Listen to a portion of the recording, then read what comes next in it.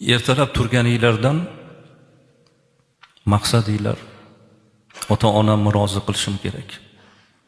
Ota-onam duo qilish kerak. Ota-onam mendan xursand bo'lish kerak degan shu niyat bilan kuninglarni boshlanglar. Chunki Allohning roziligi qayerda? Otamizni, onamizni roziligida. Allohning roziligi ota-onaning roziligida. Allohning g'azabi ota-onaning g'azabida. Shunday bo'lgandan keyin azizlar, ibodatli yigitlar, eng katta maqsadingiz Allohni rozi qilaman desangiz, ota-onani rozi qiling. Hammanglar shu umid bilan yuribsizlar. Alloh mendan rozi bo'lsin deb.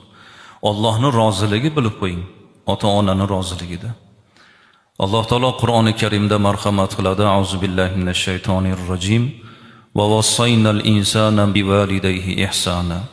Biz insonni ota-onasiga yaxshilik qilishga buyurdik deb Alloh marhamat qilyapti.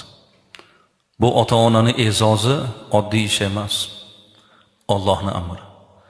Siz ota-onani hurmatini, izzatini, xizmatini qilmoqdasizmi? Allohning amrini bajaryapsiz.